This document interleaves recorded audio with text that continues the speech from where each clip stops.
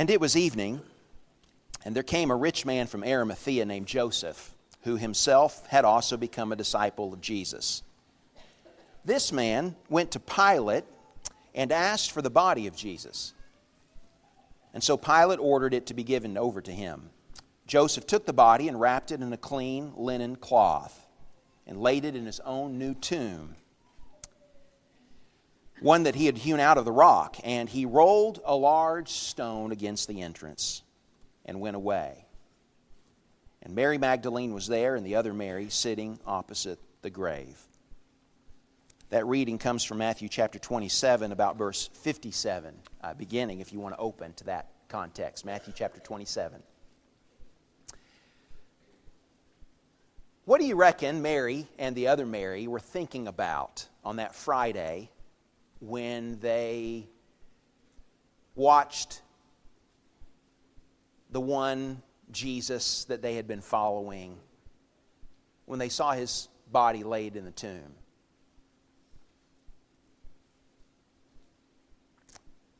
What about Peter? What's he thinking about Friday evening as Sabbath is coming on? And he's seen the lifeless body of Jesus taken down from the cross and knows that he's been buried.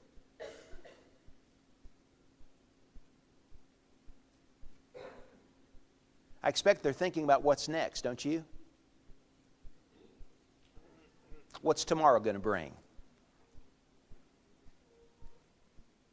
After the Sabbath's over and Sunday comes, what will Sunday bring? We've been talking some as a people about taking the next step, haven't we? This Friday night we have an event that we've called The Next Step. There's not anything special about it in terms of it being something that's innovative. James 5 and verse 16 says, "Confess your faults one to another and pray one for another that you may be healed." Galatians 6 verse 2 says that we ought to bear one another's burdens and so fulfill the law of Christ. Hebrews chapter 10 says that we need to consider how to stimulate one another to love and good works. So this is an opportunity for us to do those kinds of things, to be available for one another, so that if someone has something that they need to talk through that's burdening them, a sin or a habit or a change that needs to be made, it's an opportunity to do that with a brother or sister that cares and will pray with you. It's an opportunity for us to bear one another's burdens. If there's a trial or if there's an anxiety or if there's something that you need to talk through, it's an opportunity for that. It was planned to exercise exactly what Hebrews chapter 10 is saying about thinking about how we can stimulate each other to love and good works. How can we help each other grow? How can we help each other take the next step? I love the story in Matthew chapter 27 and moving into Matthew chapter 28 because it is a story that empowers God's people to take the next step, whatever the step is. It is a story that tells us about how God has rolled the stone away so that His people are enabled and His people are empowered to do the thing that He has called them to do and to be what He's called them to be. I want to talk a little bit this morning about courage to take whatever the next step is for us. If it's to take the next step to become a disciple, if it's to take the next step in our surrender to God and being more available for His kingdom and His purposes, if it's the next growth step for us, something that needs to change for us spiritually, we find all kinds of reasons here and all kinds of motivation in this text for taking the next step. Mary Magdalene and the other Mary, she's called in Matthew chapter 28, watched Jesus be laid in a tomb. They watched the stone be rolled across the face of the tomb. The Pharisees went to Pilate and they said, "This man predicted that he would rise again from the dead. And so in order to curb any kind of suspicion or any kind of misdeeds, like any deception that his disciples might come in the night and steal the body, can we have a guard for the tomb? And so they gave the Pharisees a guard. And so they put a guard at the tomb. Not just one guard, but a guard in terms of a troop that was at the tomb. And they put a seal over the stone so that they could see if anyone tampered with it. And so Jesus lay in the tomb Friday night and Saturday night. And in Matthew chapter 28 and verse 1, Matthew writes the following: After the Sabbath, as it was began to dawn toward the first day of the week, Mary Magdalene and the other Mary, they came to look at the grave. And behold, a severe earthquake had occurred, for an angel of the Lord descended from heaven and came and rolled away the stone and sat upon it. Can I say to you one thing that we need to know about the Lord is this? The Lord can turn endings into beginnings. The Lord can turn grief into good news. The Lord can turn darkness into a new day. Is that not what He did on the resurrection morning? He took something, they saw Jesus buried. They saw Him lay in the grave. And what looked like an ending, and what the Pharisees and those that opposed Jesus celebrated as an ending, was not an ending at all. And as Peter sorrowed, and as James and John wept, and as they all were in their homes hiding in fear, all wondering, what is next? Thinking that what they had witnessed was an end. What they didn't know is that it was no end at all. It was the plan. It was not an alternate plan. It was not a backup plan. It was the plan. This was not the end. This was the beginning. And how appropriate that the beginning, when the beginning was shown, that it should be on the day when God created light. If we go all the way back to Genesis 1, we read about how on the first day God said, "Let there be light," and there was light. And now in the first day, the first day of this new week, the first day of the week, there is light unlike any light there's ever been, light that shone in the tomb and showed us that the tomb was empty. Because God had made a new day. He had made a new beginning. He was ushering in a new covenant. He was ushering in a new world. A new world in which the grave is no longer man's master. Where sin is no longer our Lord, but now we can be free. God can take endings and He can turn them into beginnings. He can take grief and He can turn it into good news. He can take darkness and He can make a new dawn out of it. Now, is that not encouraging when it comes to thinking about what's next for me? About what He can do with my sin, what He can do with my mistakes, what He can do with wherever I am, whatever seems to be an impediment, whatever seems to be in the way, God can take endings and He can turn them into beginnings. There's more, though, to the text. Look at what it says in verse 2, where it says that behold, a severe earthquake had occurred, for an angel of the Lord descended from heaven and came and rolled away the stone and sat upon it. If we were to read Mark's gospel, Mark tells us about how as the ladies were on their way to the tomb, they were having a conversation with one another. It was before the dawn. It was even in the dark that they were coming, very early. And they were talking to each other, Mary and Mary, who's going to roll the stone away for us? Because apparently the stone was heavy, it was big. And they couldn't see how even the two of them together could move the stone. Little did they know.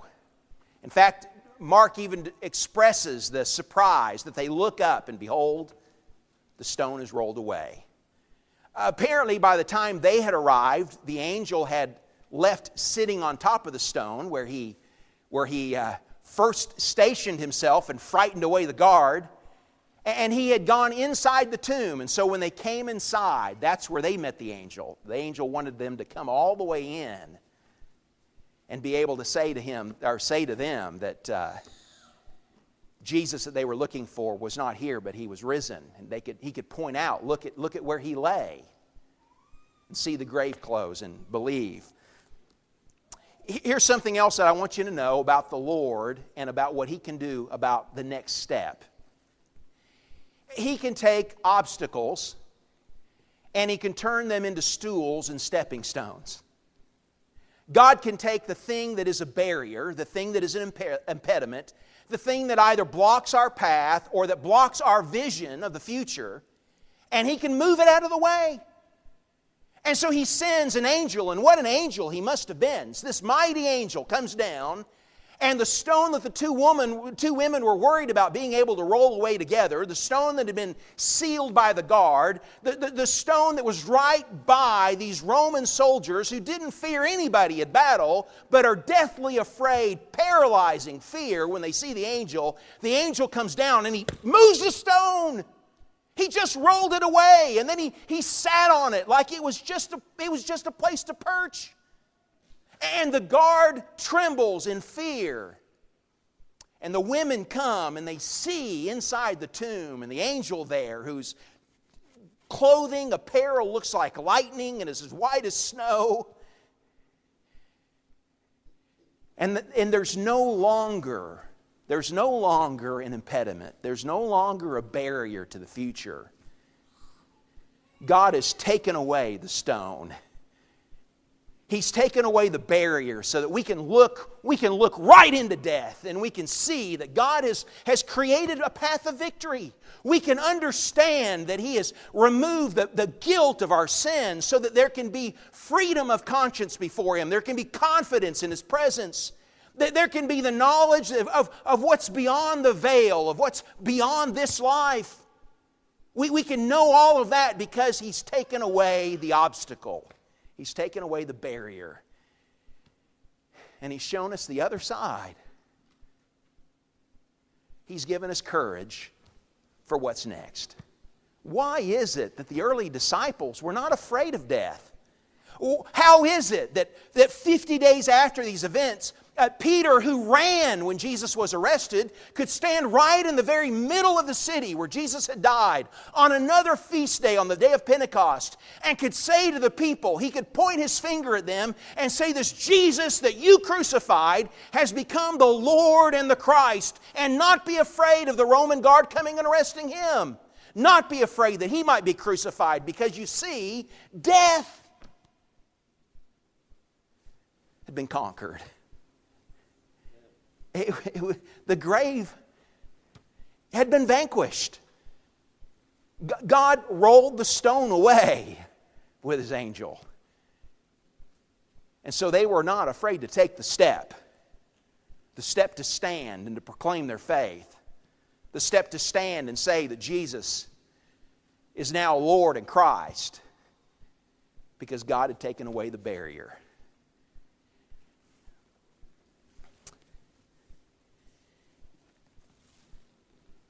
The angel said to the women in verse 5, do not be afraid, for I know that you're looking for Jesus who's been crucified. He is not here, for He has risen, just as He said. Come see the place where He was lying. And go quickly and tell His disciples that He has risen from the dead.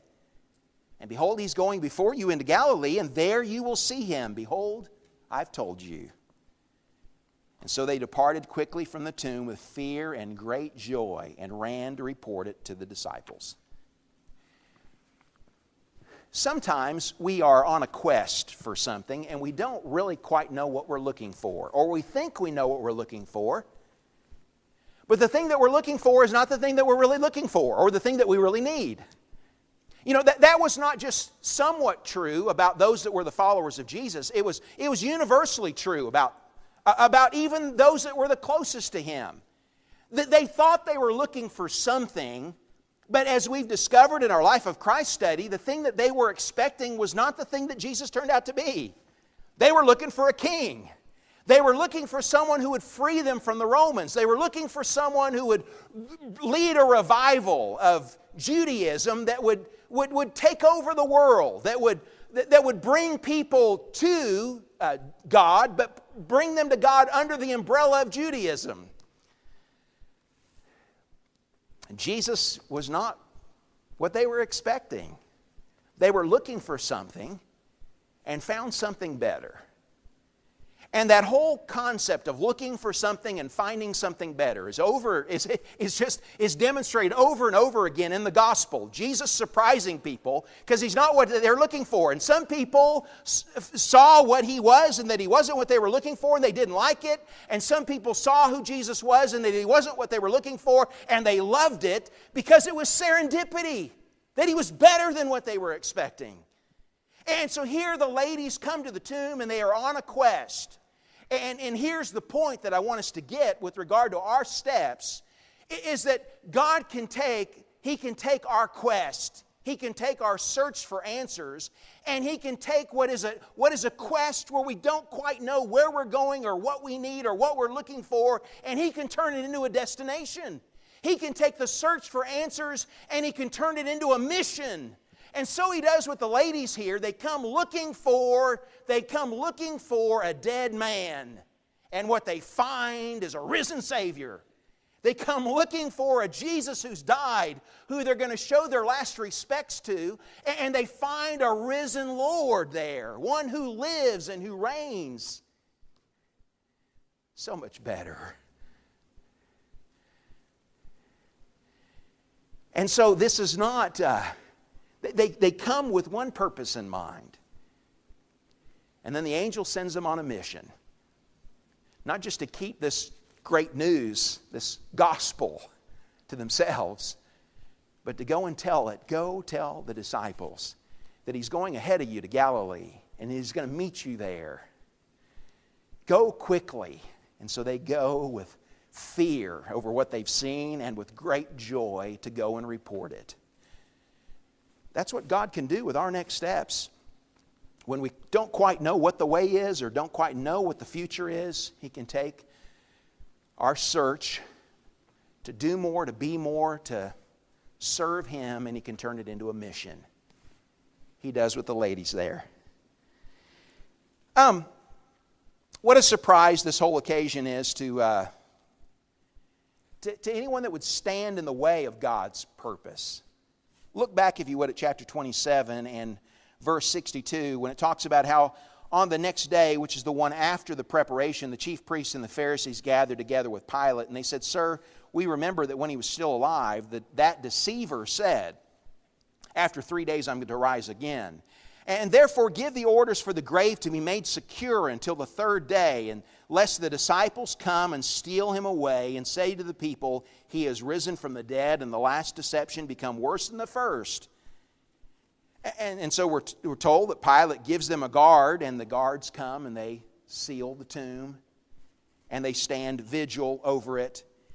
And it says, though, in verse 3 and 4, that when the guard sees the angel, it says, verse 4, the guards shook for fear of him and became like dead men. Let me tell you what the Lord can do to help you with your next step. The Lord can stump the wise man. The Lord can stymie the strong man. And the Lord can give wings and He can give words to the weak. It is so remarkable that it ain't the men that come to the tomb. It's the women that come. It's not Peter with his sword that comes to the tomb. Nobody was thinking about stealing bodies.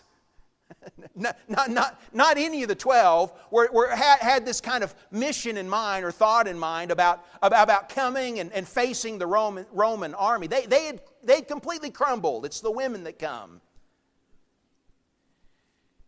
What are they going to do with the Roman guard? How are they going to get in the tomb? But here they come in their weakness. And the Pharisees, with their wisdom, have created a plan, and the guard, the strong, armored men are there. And God, without any effort, without any difficulty, stumps the wise, stymies the strong, and sends the women, go quickly. And so they fly away with haste, with not just wings, not just the motivation to go and the confidence to go, but with words to tell, with words to speak. They know what they're going to say. He is not here, He is risen. And He's coming to meet us. Sometimes it's people that get in our way. Sometimes it's peers. Sometimes there's relationships that stand in our way of taking the next step. And we let that happen. We let it give us pause rather than knowing that the Lord can take us in our weakness. And He can give us the wings to move, to fly. And He can give us the words to speak, even as awkwardly as we might say them, as fearfully as we might say them, with whatever trepidation might be a part of the confrontation or the standing up for our faith or the conviction to do whatever it is I need to do next. But the Lord can do that for the weak. He did that for the women here. And soon the men will have it too. And they will have the confidence to speak what they hear them say and what they first heard from the angel. An important condition in all that we've said about what the Lord can do for us in the next step is this. The Lord can, the Lord will turn our endings into beginnings. The Lord can turn our obstacles into footstools, into stepping stones. The Lord can and He will turn our quest into a destination, our search into a mission. The Lord can and He will stump the wise man and stymie the strong man and give wings and words to the weak. But an important condition in all of that is that the Lord will encourage and He will enable us, like He did the women here, when our next step is for Him. You know, it's not just me taking any step. It's not the promise that whatever it is that I want to do, whatever the big thing is that is my dream, that God is going to open the door to that. The condition here that's so important for me to get is the steps that matter. And the steps that matter are the steps that I take for Him. The steps that matter are the steps that I'm taking because of who I am in Him and with Him. And He will do all of those things when my steps are for Him. He will encourage me and He will enable me when that's the case. It's a good day. It's a good day for taking the next step, isn't it? Sunday is a great day for taking the next step. It was on a Sunday that Jesus turned death into a doorway. It was on a Sunday that Jesus turned the grave into a gateway. It was on a Sunday that Jesus took the tomb and He turned it into a turnstile to eternity. I mean, He changed the complexion of the grave entirely. It makes us that we can sing about Brother Ed, right? And what God has done for him. With where he is with Jesus. Sunday's a good day for next steps. What's your next step? What surrender in your life would be sweetest to God? It's time to take the next step. If we can help you with that, won't you come as we stand and as we sing?